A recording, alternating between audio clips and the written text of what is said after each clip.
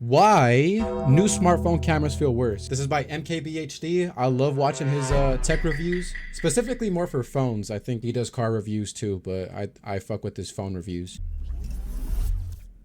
Also, I don't know what he's gonna say. I'm sure there's gonna be an explanation to this, but from what I've seen, new phone cameras haven't really been worse in my experience. I think, like, for me, I just never really cared about the photo unless it came out like dog shit. Or I think what annoys me more too is like the advertising for iPhones that they could do crazy night shots. But if you notice, you have to wait like 3 seconds when you fucking snap that shutter button. So if you're moving, it's gonna come out blurry as fuck in the nighttime. All right, so I decided to try something. I broke out every single iPhone generation from 1 to 17 and took the same picture with every single one of them. Dude, I've been obsessed with like speed test videos. Like I liked buying like a refurbished Android, no more than like 250 bucks, using that for like 2 to 3 years and then upgrading my phone to a new Android. Ever since I've been on iPhone, I feel like I've been starting to fall for that propaganda, you know, and I feel like I'm starting to fall behind. When I had my 16 Pro Max, it would overheat a lot, but it was a fast phone.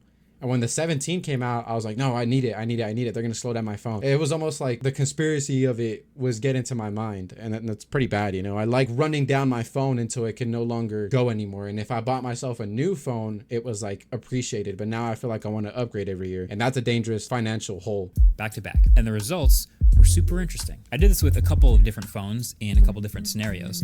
And what ended up surprising me and quite a few other people is it doesn't always look like the latest generation is always far and away the best.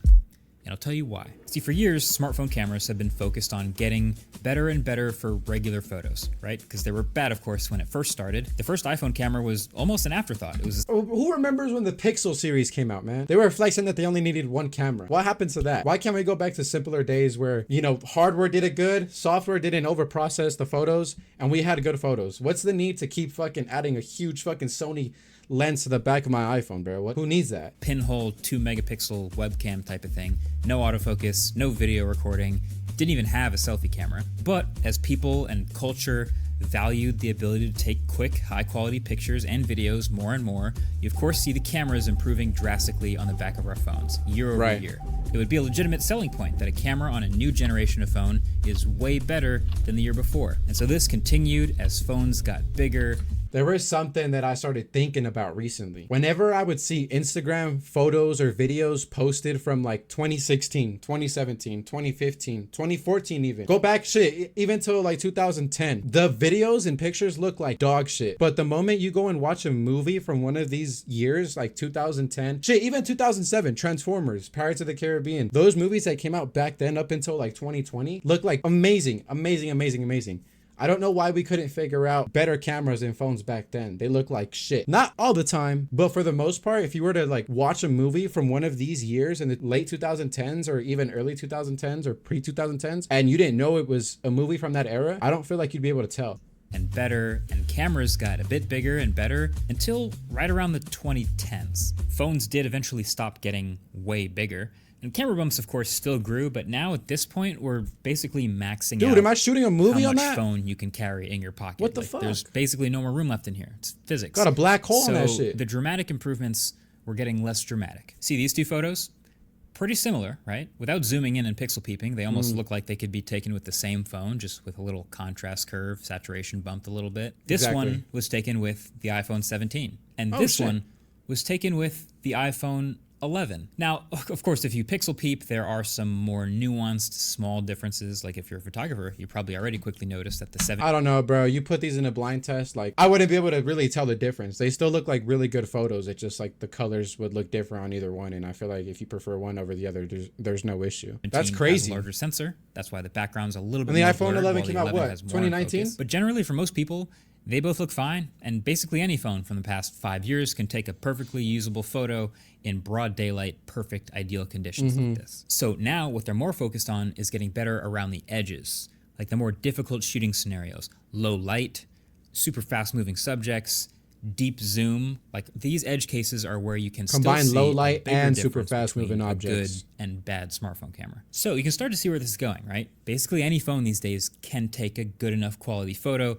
in good lighting conditions, no matter what the price. That doesn't separate them anymore. So the real separation between a good and a bad smartphone camera comes when the user throws the absolute worst possible conditions at it. So something like this photo right here, right? This, to an untrained eye, this might look like a pretty normal photo, which it should. But if there's a photographer in the room watching this video over your shoulder, they've probably already pointed out that this scene is literally entirely backlit. And that smartphone, which happens to be a Pixel 10, is doing a ton of clever computational photography, multi-frame HDR, tone mapping, and exposure adjustment, face detection. It's making sure somehow you can see my face and the black hoodie that I'm wearing and the blue sky behind me in one shot, which is actually insane. For some perspective, here's the same shot with a Nexus 4, which is before the days of Smart HDR coming along. So that's how terrible the scene is supposed to look. It's like one of those self-correcting basketball hoops that Stuff Made Here made, the YouTuber, where no matter where you throw the ball, it goes in the hoop. That is what a modern smartphone camera has turned into. No matter what you point the camera at, you'll get a good picture. It refuses to spit out a bad one. Yes, it could be a bad thing if you're like really obsessed about your photos. But like he said, to an untrained eye, including me, I wasn't really able to tell, you know, like you're gonna, for the most part, just point and shoot with your phone. You're just gonna pull it out. Oh, I want to take a picture of that. Boom. To the point where you think there's no way your skills could be that bad because you never miss. But this is where it started to get weird. I think that in pursuit of this perfect photo taking machine where you can't miss no matter how insane the situation is, it's actually started to make regular daylight photos slightly worse. Like, you've probably noticed the over-processed look before. You've probably seen it here and there. Some brands are more guilty of it than others. It's a little bit hard to articulate. It might get worse with AI. Did you guys see what they're doing with DLSS, with NVIDIA cards? That upscaling shit where if it has the AI feature enabled, it'll like use AI to kind of reshape their face. That shit is crazy. I hope that cameras on cell phones don't start doing that with this processing shit. Articulate what it is. But I think in general, the more likely a brand or a phone camera is to throw every trick in the book to try to save a photo, the more likely they are to throw all of those same tricks at a regular photo that doesn't really need it. It kind of messes it up a little bit. See here, this is the progression of every Samsung Galaxy S ever taking the same photo from S1 to S2, S3, S4, S5, all the way to today. And yes, I did skip S10 to S20 to line up with the year, but you can specifically see around the Galaxy S8 when the window behind me is blown out. But then with the introduction of multi-frame HDR with the S9, suddenly you can see the blue sky and everything else is preserved. Then keep going, S10, S20, S20. Is this what I was talking about? How it looks worse on phones from like 2016, but as soon as they started moving up, it's like getting better. And so maybe that's why it looks a little less blurry nowadays when you see an Instagram reel that's shot on someone's phone. 21, S22, all the way to today's phone, the S26. And I don't like this photo anymore. Like, this is the exact over-processed look I'm talking about. Yes, you can see more than ever outside the window with the building and the sky outside, but AI, there's also this kind of a haloing around the window and the plant next to the window now. And yes, you can see more details than ever in my face, but my face is not actually that light. So spin back to the Galaxy S23, and I don't think I'm the only one who prefers this older and maybe slightly worse photo because it just looks a little more natural. There's a little less shadow detail. I was a person for who a long time liked very punchy and vibrant and saturated colors, you know. Now I'm a little like, sometimes I do, sometimes I don't. So I feel like this is really going to depend on who you ask. HDR, but there's also less haloing and less unnatural glowing and flatness. And it just overall looks better. And I'm not the only one who thinks this. Look at the comments on the short that I published with all these photos in them. A lot of other people feel that way too. So this is now the balancing act of tuning one of these cameras.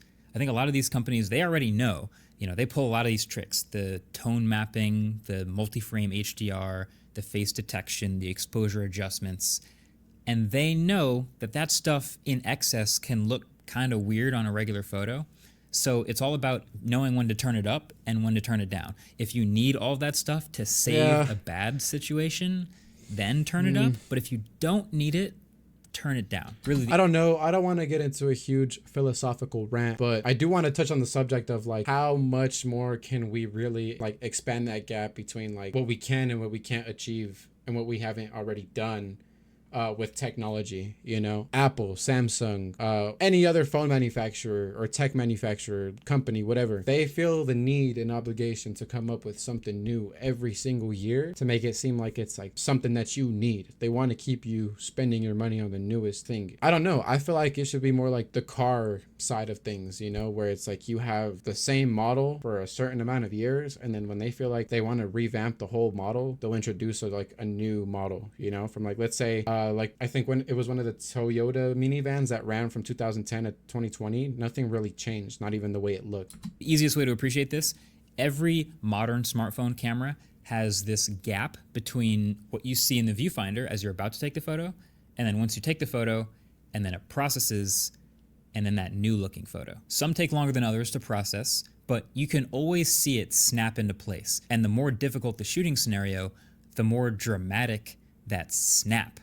That is the post-processing that we're talking about here. So look, if the iPhone 11 has more natural color than the iPhone 17, and the Galaxy S23 looks better in a lot of ways than the S26, then we know that some more tuning is definitely still needed. There are some really good apps on these phones that will let you turn down the post-processing or even try to turn it completely off. I'll link some good ones below. Sometimes it works, sometimes it's a little bit more difficult, but you can try it if you want. Also, I'll link all the shorts down below where you can watch all of the generations of every smartphone through every single photo, because they're fun too. Thanks for watching. W Mans. I think he was gonna say, see you next time. What is he gonna say? Catch you in the next one. Catch you in the next one. Fuck. One day we're gonna have the intros. The intros, bruh.